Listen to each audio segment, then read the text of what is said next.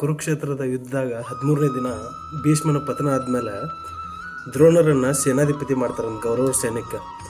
ದ್ರೋಣರಿಗೆ ದುರ್ಯೋಧನದಿಂದ ಆಜ್ಞೆ ಇರ್ತದಂತ, ಹೋಗಿ ಅವು ಇವ್ರನ್ನ ಹಿಡ್ಕೊಂಬ ಅಂತೇಳಿ, ಯಾರನ್ನ ವಿದುಷ್ಟ್ರನ್ನ ಮತ್ತು ಅವ್ರ ಗುಂಪನ್ನ ಹಿಡ್ಕೊಂಬ ಅಂತೇಳಿ ಆಜ್ಞೆ ಮಾಡಿರ್ತಾರೆ. ಅವಾಗ ದ್ರೋಣ ದುರಾಚಾರ್ಯರಿಗೆ ಹೇಳಿರ್ತಾನವ, ಅದಕ್ಕೆ ರೆಡಿಯಾಗಿರ್ತಾರೆ ದ್ರೋಣಾಚಾರ್ಯರು ಮಾಡೋಕೆ. ಚಕ್ರವ್ಯೂಹ ನಿರ್ಮಿಸ್ತಾರೆ ಅವ್ರನ್ನ ಹಿಡಿಬೇಕು ಅಂಥೇಳಿ. ಅದನ್ನು ಬೆಚ್ಚಾಕ್ ಗೊತ್ತಿದ್ದು ಯಾರಿಗೆ? ಅಭಿಮನ್ಯುಗೆ ಮತ್ತು ಅರ್ಜುನಿಗೆ ಅಷ್ಟೇ ಗೊತ್ತಿರ್ತೈತಿ ಚಕ್ರವ್ಯೂಹ ಬೆಳೆಸೋದು ಯಾರು ಅಂತ. ಒಂದು ಸಲ ಸುಭದ್ರ ಹೊಟ್ಟಾಗ ಅಭಿಮನ್ಯು ಇರ್ಬೇಕಾದ್ರೆ ಅರ್ಜುನ ಚಕ್ರವ್ಯೂಹ ಹೆಂಗೆ ಭೇದಿಸ್ಬೇಕಂತ ಹೇಳ್ಕೊಂತ ಕುಂತಾಗ ಸುಭದ್ರೆಗೆ ನಿದ್ದೆ ಬಂದುಬಿಡ್ತೈತಿ. ನಿದ್ದೆ ಬಂದಕ್ಕೆ ಅರ್ಜುನ ಈಗ ಒಳಗೆ ಹೋಗೋದಂತ ಅಂತೇಳಿ ಹೇಳಿರ್ತಾನೆ. ಅದಾದಮೇಲೆ ಸುಭದ್ರೆ ಮಲ್ಕೊಂಡ್ಬಿಟ್ಟಿರ್ತಾಳೆ. ಅದು ಅಭಿಮನ್ಯುಗೆ ಹೊರಗೆ ಬರ್ಬೇಕಂತ ಹೆಂಗೆ ಗೊತ್ತಾಗಿರೋಲ್ಲ. ಅವಂಗೆ ಒಳಗೆ ಹೋಗೋದಷ್ಟೇ ಗೊತ್ತಿರುತ್ತೆ, ಹೊರಗೆ ಬರೋದು ಗೊತ್ತಿರೋದಿಲ್ಲ. ಅಷ್ಟೊತ್ತಿಗೆ ಅಂದ್ರೆ ಸುಭದ್ರೆ ಮಲ್ಕೊಂಡ್ಬಿಟ್ಟಿರ್ತಾಳೆ, ಅರ್ಜುನನು ಎದ್ದು ಹೋಗ್ಬಿಟ್ಟಿರ್ತಾನೆ. ಅಷ್ಟೊತ್ತಿಗೆ ಒಳಗೆ ಹೋಗೋದು ಹೆಂಗೆ ಹೊರಗೆ ಬರೋದು ಹೆಂಗೆ ಅಂತ ಗೊತ್ತಿರೋದಿಲ್ಲ ಅವ್ಗೆ. ಆದ್ರೆ ಪಾಂಡವರು ಇದಾರಲ್ಲ, ಅದ ಒಂದು ಕಾರಣಕ್ಕೆ ಏನು ಮಾಡ್ತಾರೋ, ಶಿವನಿಂದ ಪಡೆದ ಒಂದು ಶಕ್ತಿಯಿಂದ ಪಾಂಡವ್ರನ್ನೆಲ್ಲ ಹೊರಗೆ ಇಡ್ಸ್ಕೊಂಡ್ಬಿಡ್ತಾರೆ ಅವ್ರು. ಆ ಚಕ್ರ ಒಳಗೆ ಹೋಗಕ್ಕೆ ಬಿಡೋದಿಲ್ಲ. ಅಲ್ಲಿ ಒಳಗೆ ಅಭಿಮನ್ಯು ಒಬ್ಬ ಹೋಗ್ತಾನೆ. ಒಳಗೆ ಎಷ್ಟೋ ಸಾವಿರಾರು ಜನ ಎಲ್ಲರೂ ಒಳಗಿರ್ತಾರೆ. ಆದ್ರೆ ಅಭಿಮನ್ಯುಗೆ ಗೊತ್ತಿರಲ್ಲ ಹೊರಗೆ ಹೆಂಗೆ ಬರ್ಬೇಕಂತೇಳಿ. ಅಂಥ ಟೈಮ್ದಾಗ ಒಳಗೆ ಸಾವಿರಾರು ಜನ ಇರ್ಬೇಕಾದ್ರೆ ಎಷ್ಟೋ ಸಾವಿರಾರು ಜನ ಕೊಲ್ತಾನೋ.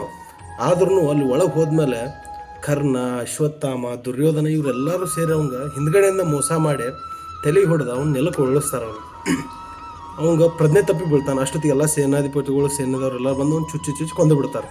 ಅಲ್ಲೋಗಿ ಸತ್ತೋಗ್ಬಿಡ್ತಾನೆ. ಅಂದ್ರೆ ಲೈಫ್ನಾಗ ನಾವು ಯಾವ್ದ್ರದ್ದು ಒಂದು ಬಗ್ಗೆ ಮಾತಾಡತ್ತೇವೆ ಅಂದ್ರೆ ಅದ್ರ ಬಗ್ಗೆ ಅರ್ಧ ಜ್ಞಾನ ಇಟ್ಕೊಂಡು ಹೋಗ್ಬಾರ್ದು. ಈಗ ನಾವು ಅರ್ಧ ಜ್ಞಾನ ಇಟ್ಕೊಂಡು ಎಲ್ಲಿವರೆಗೂ ಹೋಗ್ತಲ್ಲ ನಾವು, ಅಲ್ಲಿ ಹೋದಾಗ ಏನಾಗ್ಬಿಡ್ತೈತಿ, ಅಲ್ಲಿ ಸಡನ್ಲಿ ನಾವು ಹೋದಾಗ ಅಲ್ಲಿ ಜ್ಞಾನಿಗಳು ಮತ್ತು ಅರ್ಧ ಜ್ಞಾನಿಗಳು ಎಲ್ಲರೂ ಸೇರಿ ನಮ್ಮನ್ನು ಚುಚ್ಚಿ ಸಾಯಿಸುವಂಥ ಸಂಭವನೆ ಇರ್ತೈತಿ. ಅಂದರೆ ಹೆಂಗೆ, ನೀವೇನೋ ಒಂದು ಅರ್ಧ ಜ್ಞಾನ ಇಟ್ಕೊಂಡು ಹೋಗಿರ್ತೀರಿ, ಬಟ್ ಅಲ್ಲಿ ಪೂರ್ತಿ ಜ್ಞಾನ ಇದ್ದಾವೆ ನಿಮ್ಮ ಬಾಯಿ ಮುಚ್ಚಿಸ್ಬೋದು. ನಾವು ನಿಮ್ಮ 4 ಮಂದಿ ಒಳಗೆ ಕೆಟ್ಟದಾಗಿ ತೋರಿಸ್ಬೋದು ನಿಮ್ಮನ್ನು ನಾವು. ಅದಕ್ಕೆ ಯಾವುದೋ ಒಂದು ಮ್ಯಾಟ್ರ್ ಬಗ್ಗೆ ಮಾತಾಡ್ತೇವೆ ಅಂದಾಗ, ಏನೋ ಒಂದು ಮಾಡ್ತೇವೆ ಅಂದಾಗ ಅಭಿಮನ್ಯು ನೆನಪು ಮಾಡ್ಕೊರಿ, ಅರ್ಧ ಜ್ಞಾನದಿಂದ ಏನಾಗ್ತೈತೆ ಅಂತೇಳಿ.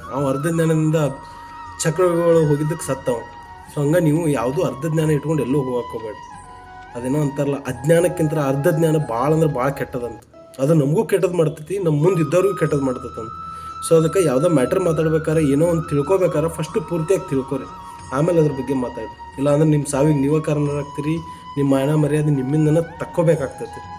ಅರ್ಥ ಆಯ್ತಲ್ಲ? ಜೈ ಶ್ರೀಕೃಷ್ಣ.